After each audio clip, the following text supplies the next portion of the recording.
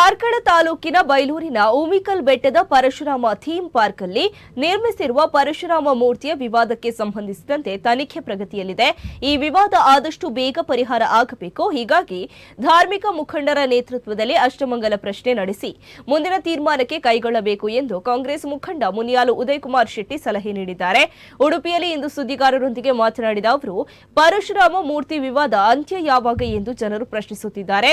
ಮೂರ್ತಿ ಅಸಲಿಯೋ ನಕಲಿಯೋ ಎಂಬ ಬಗ್ಗೆ ಪೊಲೀಸ್ ತನಿಖೆ ಚಾಲ್ತಿಯಲ್ಲಿದೆ. ಪ್ರಕರಣಕ್ಕೆ ಸಂಬಂಧಿಸಿ ಈಗಾಗಲೇ ಅಧಿಕಾರಿಯನ್ನ ಅಮಾನತುಗೊಳಿಸಲಾಗಿದ್ದು, ಶಿಲ್ಪಿ ಬಂಧಿಸಲ್ಪಟ್ಟಿದ್ದರು. ಹೀಗಾಗಿ ವಿಗ್ರಹ ಪ್ರತಿಷ್ಠಾಪನೆ ಆರಂಭದಲ್ಲಿಯೇ ನಡೆದಿರುವ ಅನಾಹುತಗಳಿಂದ ಜನರು ಭಯಭೀತರಾಗಿದ್ದಾರೆ ಎಂದರು. ಥೀಮ್ ಪಾರ್ಕ್ ನಿರ್ಮಾಣದ ಮೊದಲು ಉಮಿಕಲ್ ಬೆಟ್ಟದಲ್ಲಿ ದೈವ ಸಾನ್ನಿಧ್ಯವಿತ್ತು. ಅದನ್ನ ನೆಲಸಮ ಮಾಡಿ ಕಾಮಗಾರಿಗಳನ್ನು ನಡೆಸಲಾಗಿದೆ. ಇದೀಗ ಅದರ ದೋಷವೇ ಇಂತಹ ದುರಂತಗಳಿಗೆ ಕಾರಣವಾಗಿದ್ದಿರಬಹುದು ಎಂದು ಜನರು ಆಡಿಕೊಳ್ಳುತ್ತಿದ್ದಾರೆ. ಹೀಗಾಗಿ ಈ ಎಲ್ಲಾ ಪ್ರಶ್ನೆಗಳನ್ನ ಅಷ್ಟಮಂಗಲದ ಮೂಲಕ ಪರಿಹರಿಸಿಕೊಳ್ಳಬೇಕೆಂದು ನನ್ನ ಸಲಹೆ ಎಂದಿದ್ದಾರೆ. ಪರಶುರಾಮ ಥೀಮ್ ಪಾರ್ಕಿನ ವಿಚಾರದಲ್ಲಿ ನಿಮಗೆ ಗೊತ್ತಿದ್ದಾಗೆ ಅದನ್ನು ಕಂಪ್ಲೀಟ್ ಮಾಡಲಿಕ್ಕೆ ಕಾಂಗ್ರೆಸ್ ಸರ್ಕಾರದವರು ಬಿಡ್ತಾ ಇಲ್ಲ ಅಥವಾ ಉದ್ದೇಶಿಟ್ಟು ಬಿಡ್ತಾ ಇಲ್ಲ ಅನ್ನೋ ಬಗ್ಗೆ ನಮ್ಮ ಮಾಜಿ ಸಚಿವರು ಹಾಗೂ ಈಗಿನ ಹಾಲಿ ಶಾಸಕರು ಹಾಗೆ ಅವರ ಹಿಂದೆ ತಿರುಗುವ ಕಾರ್ಕಳದಲ್ಲಿ ಮಾತಾಡ್ತಾರೆ. ಅದರ ಬಗ್ಗೆ ನಾವು ಸಹ ಧಾರ್ಮಿಕ ಸ್ಥಳಕ್ಕೆ ಹೋದಾಗ ಧಾರ್ಮಿಕ ಮುಖಂಡರಲ್ಲಿ ಈ ಬಗ್ಗೆ ನಮಗೆ ಸ್ಪಷ್ಟನೆ ಕೇಳಿದ್ದಾರೆ.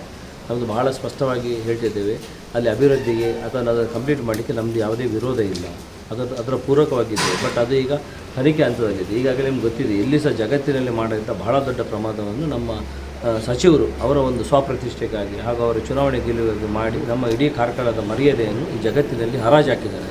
ಧಾರ್ಮಿಕತೆಗೆ ಬಹಳ ದೊಡ್ಡ ಅಪಮಾನವನ್ನು ಮಾಡಿದ್ದಾರೆ. ಈಗ ಅವರು ಅದನ್ನು ಮರೆಮಾಚಲು ಹೀಗೆ ಅಲ್ಲಸಲ್ಲದ ಹೇಳಿಕೆಯನ್ನು ಕೊಡ್ತಿದ್ದಾರೆ.